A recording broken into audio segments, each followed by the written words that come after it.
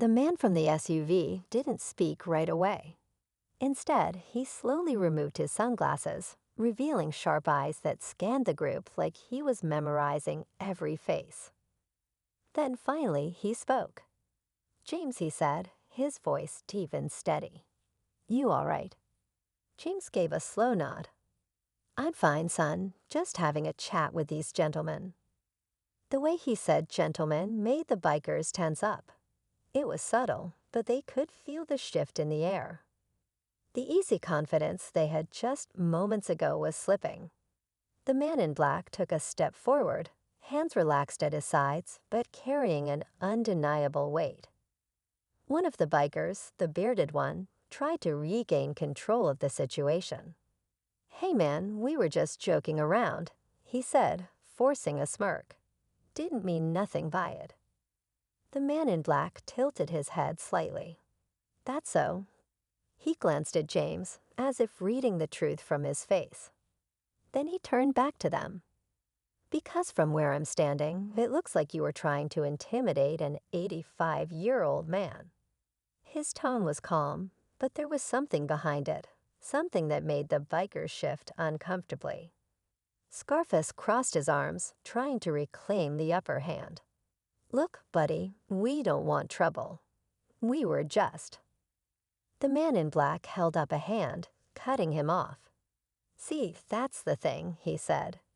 "Trouble has a funny way of finding people who go looking for it." The bikers weren't sure what to do. They have faced fights before, dealt with tough guys in bars and back alleys. But this felt different. This man wasn't just some random stranger stepping in. He carried himself like someone who had seen things, handled things. James finally spoke again, his voice carrying a quiet authority. "You boys ever hear the name Marcus Carter?" The silence that followed was deafening. The bikers exchanged glances, their bravado flickering like a candle in the wind. Because that name, it meant something. And suddenly, they weren't so sure they wanted to be standing there anymore. The name hung in the air like a storm cloud, heavy and full of something the bikers weren't ready to face. Scarface narrowed his eyes, his confidence faltering for the first time. "Marcus Carter," he repeated, the name rolling off his tongue with a mix of uncertainty and recognition. James leaned forward slightly, resting his hands on his cane. "That's right," he said. "And I'd say you got about 5 seconds to decide if you want to keep testing your luck tonight." The man in black, Marcus, didn't move, didn't say a word. He just stood there, his presence alone enough to make the air feel thicker. The bikers weren't laughing anymore. In fact, they weren't saying much at all. Because now, pieces of a puzzle were snapping into place. They had heard the name before. Some of them had even whispered it in the right circles, the kinds of places where reputations carried more weight than fists. Marcus Carter wasn't just some guy stepping out of an SUV. He was someone you didn't cross. Someone who had a history. A long unspoken history that made even the toughest men think twice. Bearded guy swallowed hard, his bravado all but gone. "Look, man," he started, his voice softer now, more careful. "We didn't know who he was. We didn't mean anything by it." Marcus took another step forward, slow and deliberate. "But you did mean something by it," he said. "Because men like you always do. You pick your targets. You look for the ones you think won't fight back. Ain't that right?" Nobody answered. Scarface clenched his jaw, glancing at his crew as if searching for a way out of this. The tension was suffocating now, pressing down on them with every second that passed. James watched them closely, his expression unreadable. He had seen this kind of fear before, the kind that crept in when men realized they weren't the ones in control anymore. Marcus tilted his head slightly. "Now here's the part where you tell me you didn't mean any harm," he said, his voice quiet but sharp. "That you were just joking around. That you didn't think it would go this far." Scarface exhaled sharply, shifting on his feet. We. Before he could finish, another car pulled up. This one was different. Sleek, dark, with tinted windows that gave nothing away. The bikers turned their heads, their unease spiking even higher. James let a small smile play at the corner of his lips. "Well now," he said, his voice almost amused. "Looks like you boys are about to learn a real lesson in respect."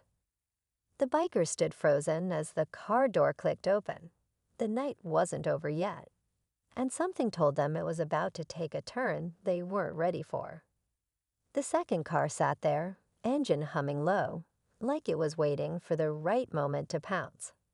The bikers stiffened, their unease now turning into something closer to fear. They had no idea who was inside, but they knew enough to realize this was no coincidence. The old man sat quietly on the worn-down bench outside the small-town diner, sipping his coffee and watching the world go by. His name was James Carter, an 85-year-old veteran who had seen more in his lifetime than most could ever imagine. He had served his country with honor, built a life through hard work, and carried himself with the quiet dignity of a man who had nothing left to prove. But today, as the rumble of motorcycles filled the air, something told him this afternoon would be different. The bikers rolled in like a storm, their leather jackets and roaring engines demanding attention. There were 5 of them, loud, rough, and looking for trouble. At first, James didn't pay them much mind. He had dealt with men like this before, men who mistook kindness for weakness. But when they started making crude jokes and laughing at him, he knew this wasn't just a passing encounter. One of them, a tall guy with a jagged scar across his cheek, stepped forward. "Hey, old man," he sneered. "You lost or something?" His friends laughed, egging him on. James met his eyes, calm and steady, refusing to take the bait. But they weren't done. They circled him, their voices growing louder, their words sharper. "Maybe he needs help finding his way home," another one chuckled. "Or maybe he should have stayed home," another added. James took a deep breath, gripping his cane a little tighter. He had fought battles far worse than this. He had stood his ground against enemies much stronger. But there was one thing these bikers didn't know.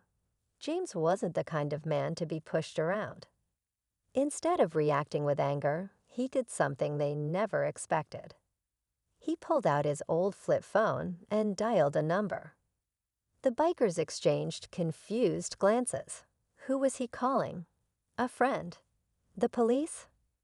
The phone rang once, twice, and then someone picked up.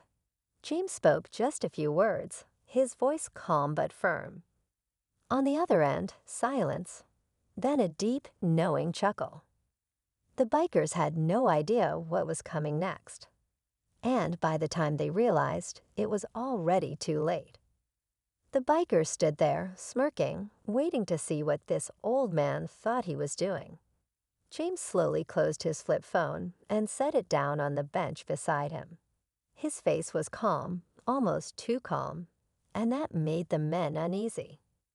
Scarface, the one who had spoken first, took a step closer, cracking his knuckles. "Who'd you call, old-timer?" "Your grandson, the cops. Think somebody's gonna come save you." The others chuckled, the sound echoing through the empty parking lot. James didn't flinch. He simply adjusted his coat and took another sip of his coffee, as if he had all the time in the world. "You boys ever hear about respect?"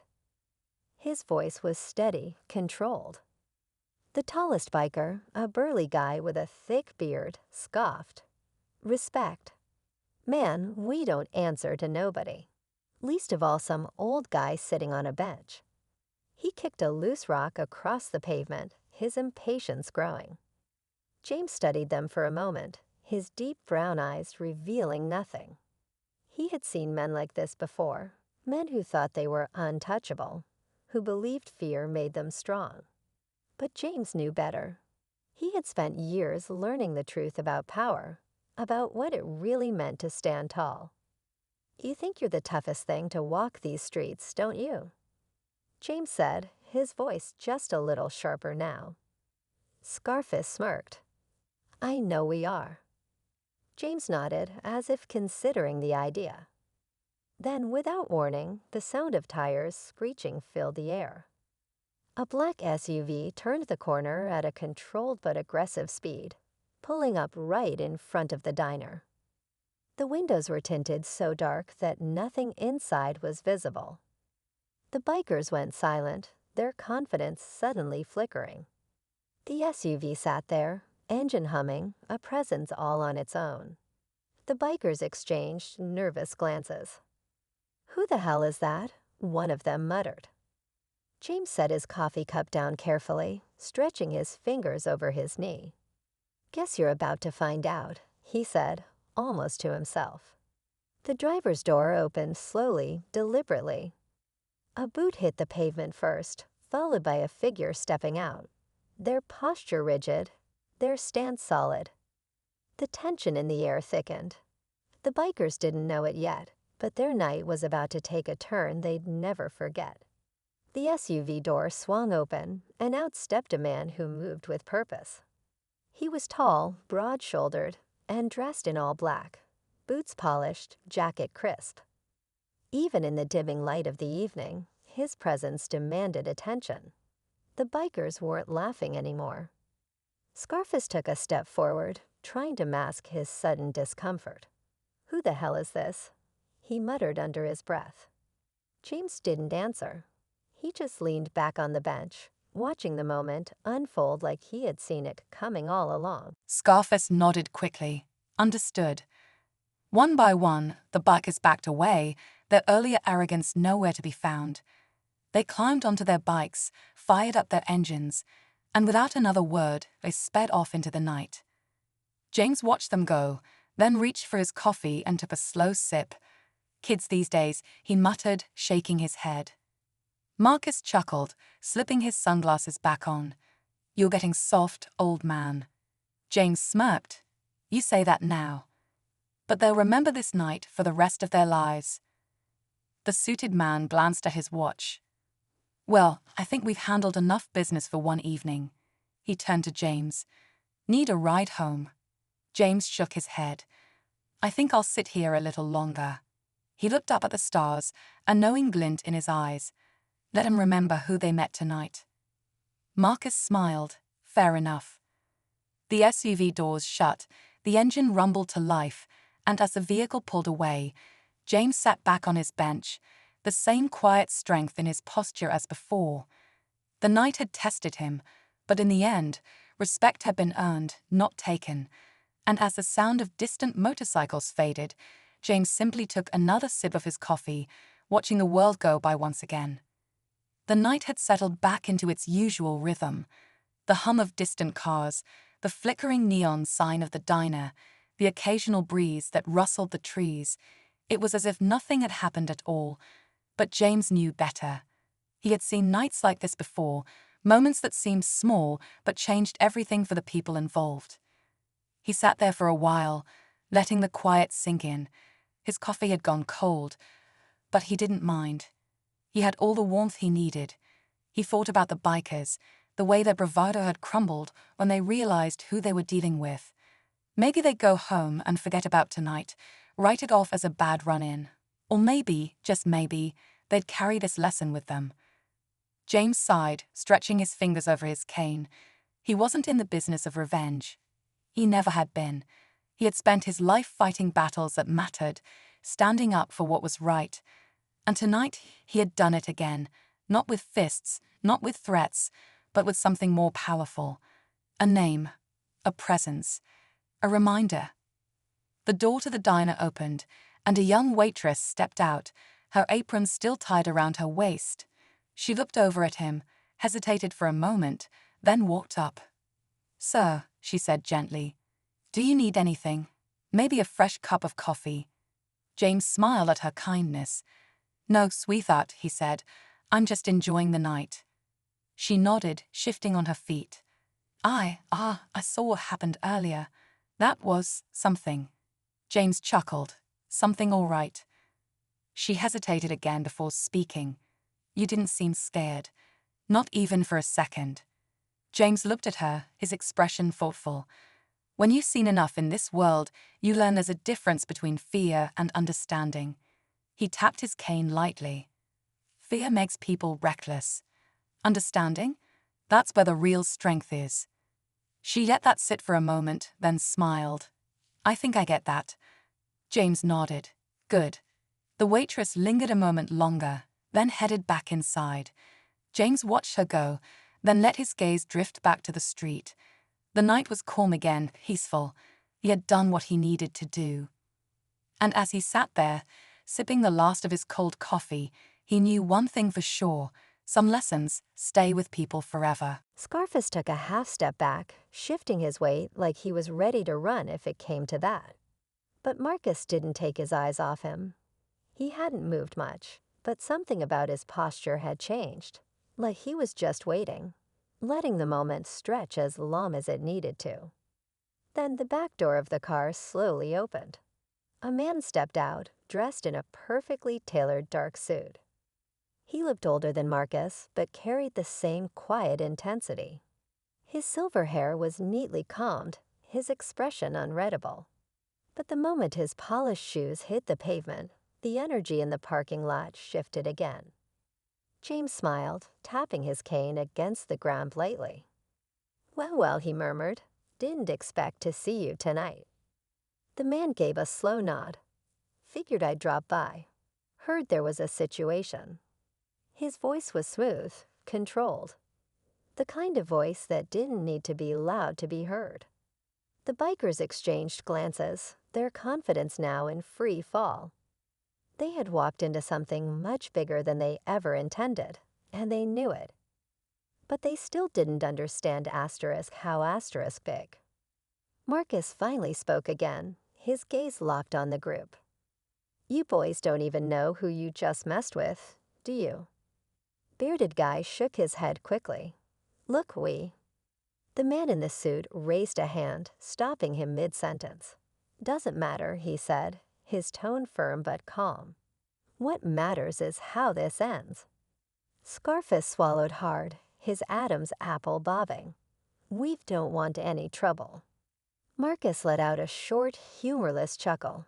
"That's funny," he said. "Because 5 minutes ago, you were looking for trouble." James leaned back on the bench, watching it all unfold like he had seen this play out 100 times before. He wasn't worried, not even a little, because he knew something these bikers didn't.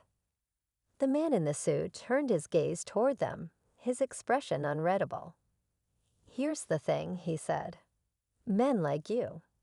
He paused, glancing at James. "You don't realize when you've crossed a line until it's too late." The bikers stood frozen, waiting for what came next. But they weren't going to like the answer. The bikers stood still, their confidence completely drained. Whatever fight they had left was slipping fast, and they knew it. The man in the suit kept his gaze locked on them, his presence alone enough to pin them in place. Marcus took a slow step forward, just enough to make them flinch. "See," Marcus said, his voice even but firm, "there's a lesson in all this. Respect, it's not something you take. It's something you earn." James nodded, tapping his cane lightly against the ground. "And you boys just walked into the wrong classroom." Scarface clenched his jaw, his eyes darting between Marcus and the suited man, like he was trying to figure out how bad this was going to get. He took a shaky breath, then lifted his hand slightly. "Look," he said carefully, "we get it. We messed up. We didn't know who we were dealing with." The man in the suit studied him for a long moment before exhaling. "No, you didn't." He glanced at James, then back at them. "But now you do." The tension was thick, but just as it felt like something was about to snap, the suited man reached into his pocket. The bikers tensed, but instead of a weapon, he pulled out a small, worn-out military patch. He held it between his fingers, letting the dim parking lot light catch the edges of the fabric. James' eyes softened as he recognized it instantly. Didn't think you still had that, he murmured. The man in the suit smiled faintly. Some things are worth keeping. He turned his attention back to the bikers. You ever hear of the 761st Tank Battalion? The group said nothing. James leaned forward slightly. First Black Armored Unit in World War II. Paved the way for men like you to even have the freedom to stand here today. The realization hit the bikers all at once. James wasn't just some old man at a diner. He was history. And Marcus, the suited man, they weren't just people he called for backup. They were family. Scarface took another step back. We didn't know, he said quietly, his voice almost hollow. Marcus shook his head. No, you didn't. But ignorance ain't an excuse. For a moment, nobody spoke. Then James finally broke the silence. Here's what's gonna happen, he said. You're gonna walk away. You're gonna think real hard about the choices you make from now on. And if I ever hear about you pulling this kind of nonsense again. Marcus finished the sentence for him. You won't like who shows up next time.